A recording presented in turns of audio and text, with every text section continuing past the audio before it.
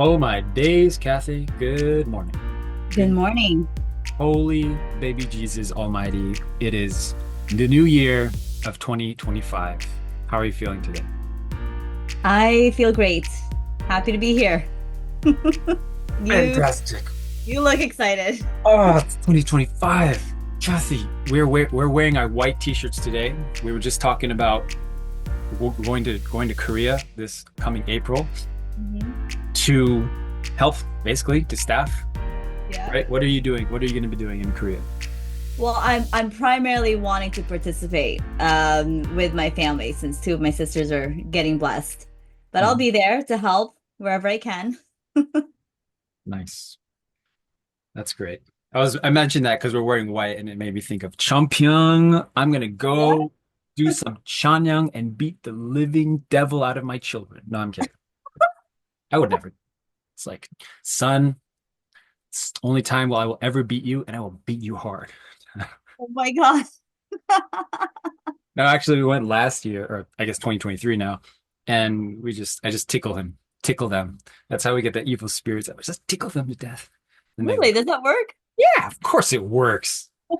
Course. That's what the Moon Kansan says is that you got to just enjoy it. You got to enjoy it, enjoy the process of Chanyang, and that's Hmm. evil spirits have an allergic reaction to love and joy, and especially parent-child love. I just tickled him to death, and now he's traumatized. No, I'm kidding.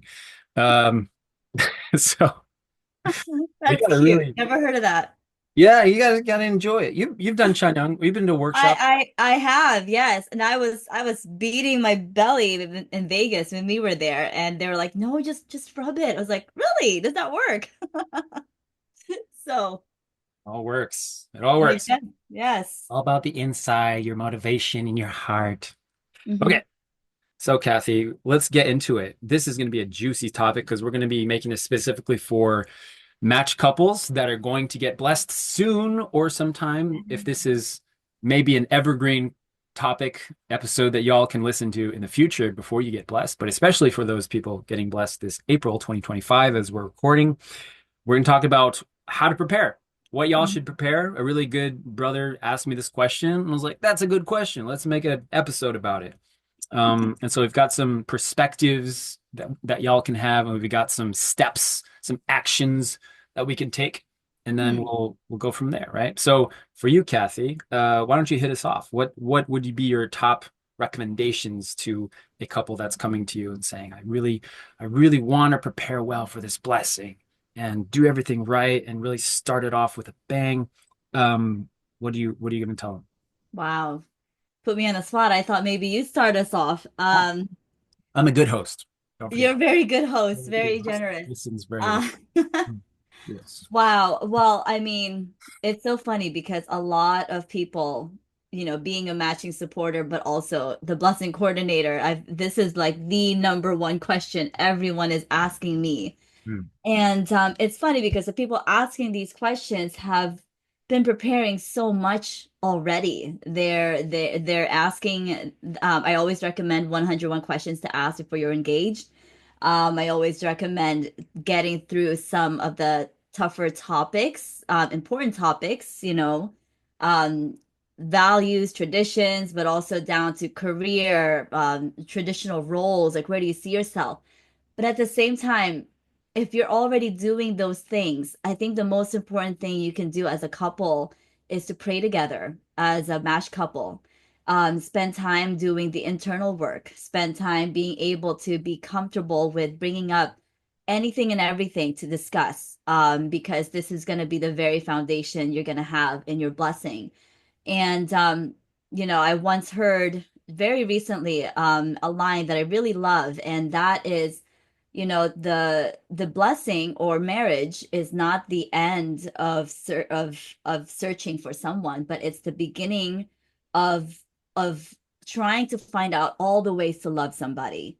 And that really hit me because a lot of times people think, the blessing is the end of the road, and once you've got it, it's going to be all good, but it's actually the very very beginning of a long but a beautiful process of learning how to love somebody. And that is really where the work begins. So you can prepare as much as you can, but I will tell you that the work starts the day after you say your vows in front of True Mother, and then the real work really begins. So quickly, that's my thoughts around this. Yeah. Yeah, that's brilliant. So you covered some of the tactical things people can do, right? Asking questions, having discussions.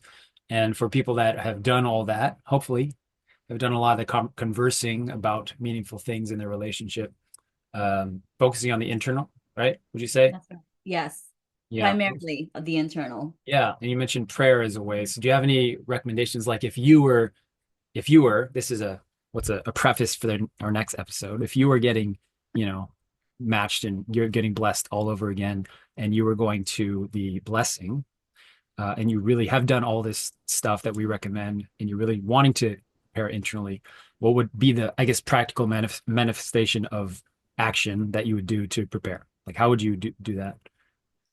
So I guess it depends. If you, most people are long distance. Most people are really seeing each other, once a month or once every other month, as a matched couple. Mhm. Not everyone lives in the same community. If you do, I think there's a lot of power in going to the Chuncheon one together, whether that's once a week or being able to have a prayer together there.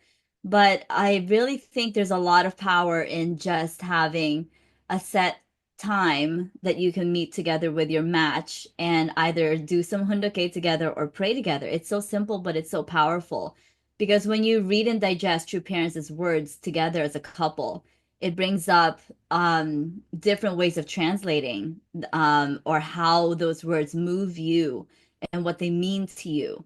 And I say this because I recently actually had a call from a brother that you know very well, Benji, and he's also in the matching process.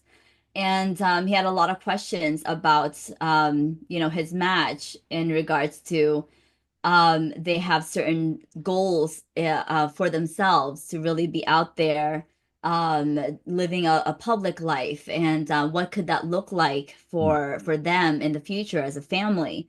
And so many times we read True Parents' words and we see the importance of public service, of living for the sake of others, of having a public mission, a public life. But sometimes the other person in your relationship can view that as something a little different. And whereas, someone can look at that and say, well, creating a blessed family is our mission. That is what is important in God's eyes. So it could be a different way of looking at certain topics surrounding what true parents are encouraging us to do. So I think just reading through Hundoke material, praying over things, and really understanding each other's hearts and goals for your couple is an important step to take. And I think doing a condition like this could really help solidify where you're both at. Yeah. Yeah, that's great. Mm, thank you. My wife was kind of the I want to do mission. She was like, I want to do mission and this kind of thing. She was on STF year, and then she was like, this is after we were blessed, and she was like, I want to go to STF again for another year, right? Which means us postponing our relationship, Yeah. living together, in other words. And I was like, no, no, you're not gonna go to STF again. And she still brings this up because I was like crying on the phone. She was like, "You're being a little weasel. You're crying about this because I want to go to SK." I was like, because my priority is like, let's get our blessed family started. Let's get this thing rolling. I want kids. I don't want to wait another year for you to do your mission, right?" And so we compromised, and she went to, STF for a year, and then we started living together. And it turns out I'm the more mission-oriented person. Here's the thing, though, right? Like talk about, exactly to your point, I guess I was really wrapped up and stressed about, what my wife wants to do. She wants to do mission work, and I want to have a practical, stay at home and enjoy life and maybe raise some chickens and have a few dogs and that kind of lifestyle where we just chill and then maybe travel once in a while. And she wants to gallivant across the world and all this stuff. And that's completely the opposite of what we are right now. Like completely shifted in that like she has Hitoe has how do I say this? We've realized that our common vision, like you're talking about, is that we want to have a blessed family. That's it. Mhm. Mhm. And it actually, the nuanced day-to-day way that we get there is not nearly as important. It is important at times, but I would say it's fundamentally secondary to our primary vision. And eventually we got to our common vision. Like we have the blessed family, we have what we do day to day, and our day to day looks very different. Where we put our time and attention and energy is very different, but we're going the same direction. And in fact, I was talking with a brother who is in a matching process and having this conversation with a sister who is like, on the front line right now in a mission program. And she's wants to dedicate her life to God and true parents and do mission. And this brother's primary concern he was bringing to me is that sh he feels like their visions are misaligned and that Mhm. she wants to like mission, and he wants a family, kind of like how I was. And Mhm. then I asked him, like, does she want kids? Does she want to have a family? He's like, yeah, absolutely. I was like, well, your visions are the same. Mhm. And so I recommended him very kindly. I said, I don't think you should focus on that as an issue in your relationship. Number one, because chances are when you guys do have family and kids, a lot of your attention is going to shift. I mean, this is just evident in our world and people that we know, right? Like when people actually have kids, they can't maintain the same level of frontline go, go, go mission oriented thinking, man or woman, because there's so much attention that children and energy take up and that we want to give to them, right? And Mhm. so I told them more than likely when you guys do have kids, she's going to shift her number one priority to be having a family and prioritizing that. And then mission is something that you can always do, right? Right. Um, I love with what Yananim said last year at the Blue Dragon tour. She said that anything that is done with God first is a mission for public work. Right. Those are verbatim her words. Mhm. She asked us to the entire audience of 400 plus people in the Blue Dragon thing. She said, "What do you think?" She asked, "What do you think True Mother's definition of public mission is?" Right? And then Yunanim got a bunch of people to stand up and say their answers. And people said, oh, going to some kind of country, right? Or mission country. People said doing some kind of, public work for the church or some organization. And then Yunanim said, no, True Mother has said her words are anything you do with God first is a public mission. That's Mhm. what Yunanim said, the woman that spends day in and day out with True Mother. And Mhm. specifically, Yunanim talked about True Mother's examples she gives, which is when you wake up in the morning, True Mother says, when you wake up in the morning, you greet God first. Before you eat a meal, you appreciate with gratitude to God for the meal. When you go to sleep thinking about God. That's putting God first. And so with those definitions, we have to go away from this thinking that the only way to live a public life is for it to look a certain way, for me to be living in another country and devoting X amount of hours day in and day out to the mission, where in reality, it actually doesn't matter what we do. That's the beauty of this perspective. You could be a stay-at-home parent, you could be working full time, you could be single, right? You could be whatever it is, but as long as you're doing that with God, then that is a public mission. On the contrary, if we're doing everything right on the surface, going to church, doing hundoke, getting blessed, having kids, but we're not thinking about God first, actually, I think on the contrary, it can siphon the goodwill and ability for God to work in that relationship, in that situation. And then it becomes a me thing. It becomes Mhm. a this is for me, not really for God. And so I'm just emphasizing this point, especially to this brother I was talking with, that, you know, like forget all that. Like forget what you're gonna do because you have no idea. That's the other thing to think about is you have no idea. You might Mhm. decide right now, like I'm gonna do this my whole life in this career, and she's gonna do this and mission her life, and things might change. And then what? Mhm. And then what? Then your decision was based on something that was finite and fractured. So I Mhm. really think that just focusing on the end result is going to yield the most fruitful conversations and decisions in the matching process. Uh, Mhm. yeah. Anyways, thanks for sharing that. Yeah, of course.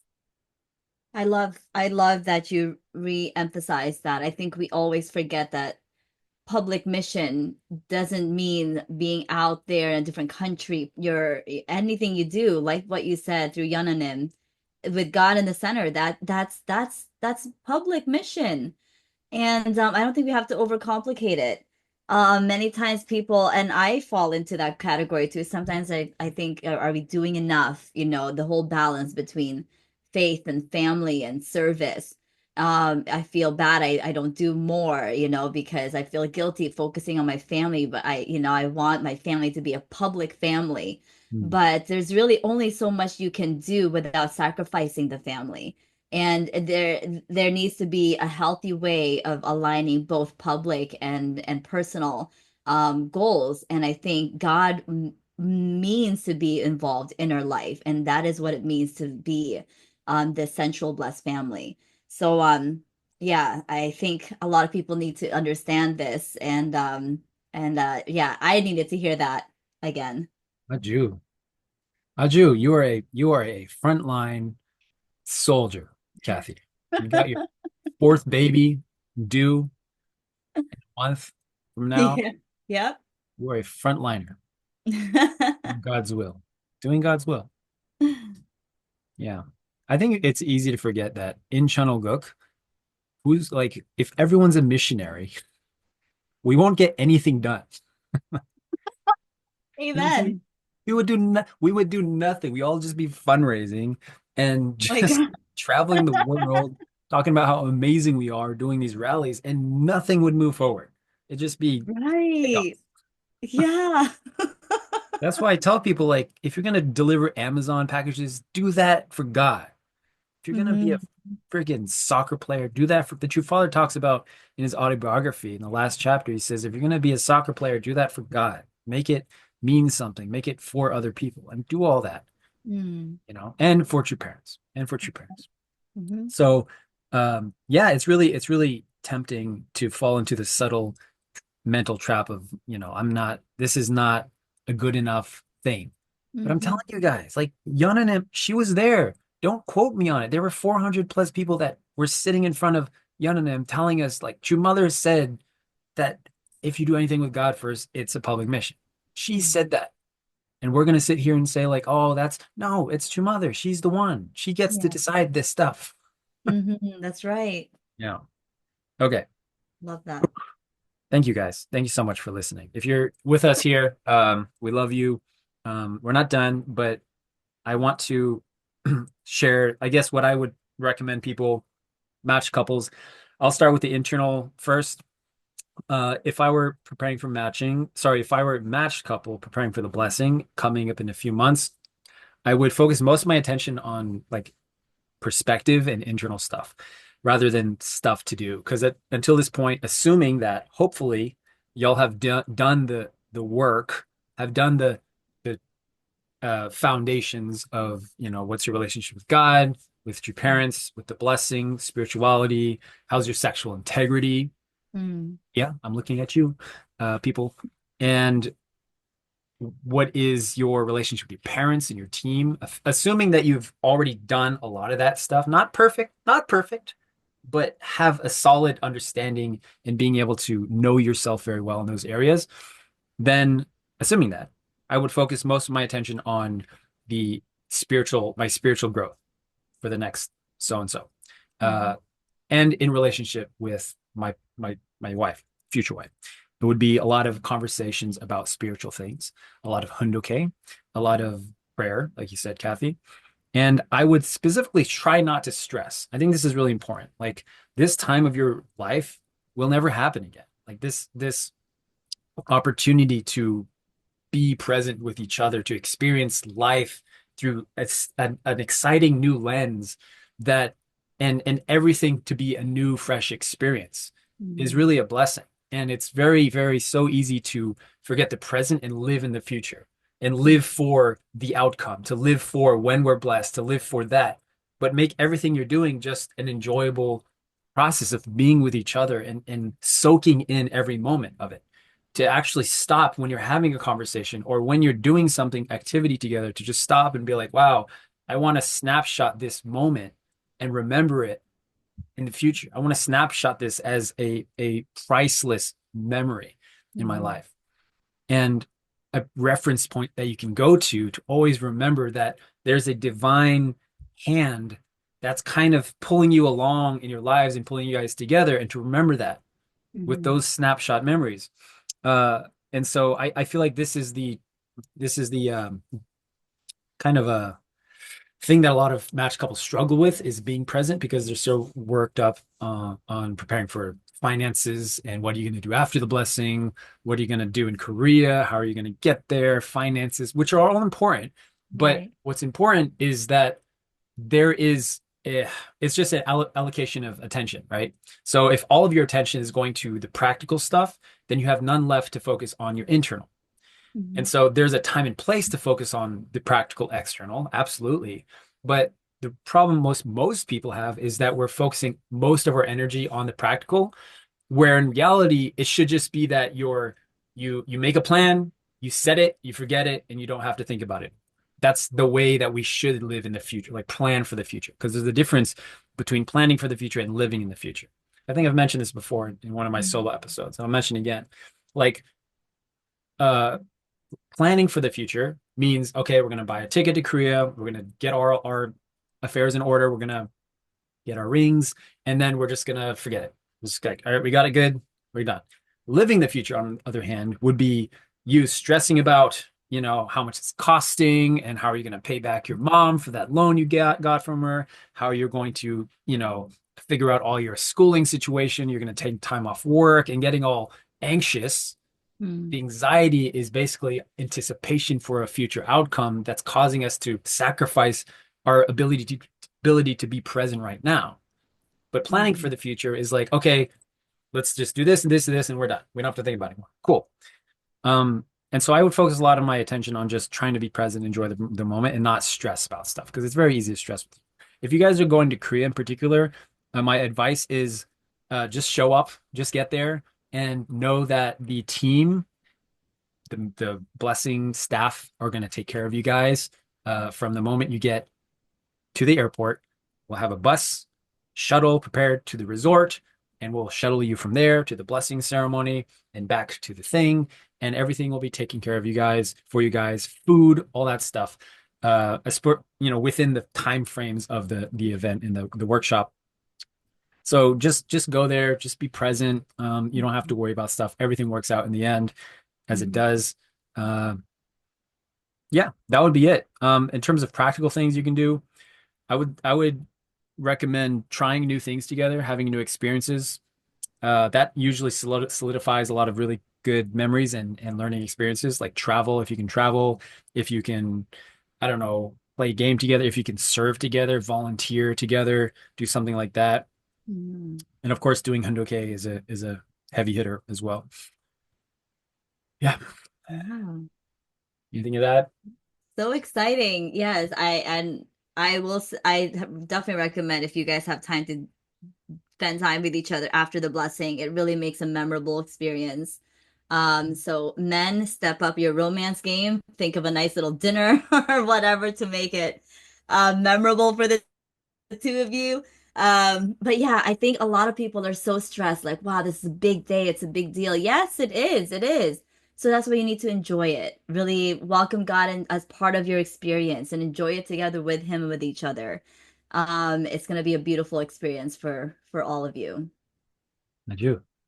Korean fried chicken, maybe. Yeah, Maybe that's a perfect, Korean fried chicken. perfect date. Shout out to Jonathan Jesper. Uh, I know he won't listen to this, but I know. it was what was it like 4 months ago, several months Something like ago. that. Yeah. Kathy and I were in Vegas together, and he comes at like 11:30 p.m. Kathy's like pregnant, pretty dang pregnant, and he's like, "Hey, let's go out for Korean fried chicken." No, no, he says, "Let's go out for dessert," because we were like, we don't want anything heavy, right? Yeah. We both were like, we're kind of full. It's really late. We both had a flight the next morning, like Yeah. early morning, and he arrives at like 11:30 p.m. We're like nothing heavy. And he's like, okay, we'll go to the cafe. He gets a giant pingsu, right? For us. And Yeah. Kathy's like can we go like politely like I'm tired. Can we go home? We just had a workshop and my flight's in the morning at like what time was your flight or something? Yeah, it was ridiculously early. You said you're like I have to wake up at like 5 a.m. and then Something like Jonathan's that like, because I had to fly out at 7. yeah, you're like I have to get up at 5 to the airport and Jonathan's like, yeah, I'll drop you off. No problem. I'll drop you off in time. And then we finish our popping zoo and then he takes us to what? To get what? Korean fried chicken. Korean fried chicken after it's like past midnight. And he's like, I'm gonna call up some friends. I'm calling some friends over, right? And so we're waiting, just us, Kathy, Jonathan, and myself. And then we wait for a bit, and his friends that show up is his buddy, what's his name? And his Oh, I son, love he's it. Jonathan's son comes up, who's like 8 years old or 9 years old now. I'm like, this 1 a.m. What is this kid doing? This is your buddy that's showing up? Anyways, this is the most Jonathan experience you could, hands down. And he paid for everything. God bless him. He's a loving dude. Just want to shout out to him. Send him some love today. Who's in Japan right now. Okay. And then we made it to our flights on time. We did. I'm glad we did that though. So thank you, Jonathan. It was a great way to end our trip. Yes. We'll get some fried chicken if you come to Korea. Get some fried. And you'll have your baby with you, which is crazy. I will have my new baby with me. Yes. Yeah. All right, everyone. Thanks for tuning in for us. We got our next episode for you guys, which is really going to be awesome, which is how to find a match. How Kathy and I would find a match if we were to do this all over again. So you're going to find that interesting. Oh, wait, can I end with a quote from True Father? Yes, please. Yeah, thanks for sticking around, everyone. It's True Father from Peace Loving Global Citizen, page 226. Marriage is not a simple matter of a man and woman of marriageable age coming together and combining their two lives. Marriage is something built on the basis of sacrifice. The man must live for the sake of the woman, and the woman for the sake of the man. As you continue to live for the sake of your spouse, your selfish mind disappears completely. The heart that seeks to sacrifice this way is the heart of love. Love is not a man and woman meeting each other and having a good time. Love is offering up your life. If you marry, you must do so on the basis of your determination that your life is for your spouse. Hmm. For your Wow. spouse. Amen. I do. All right. Thanks, everyone. If you dug this episode, share it with your team, your parent, your matching supporter, your brother, sister, people you love, homeless people on the street if you want. All right. God bless you all. Love you all. Bye. Bye.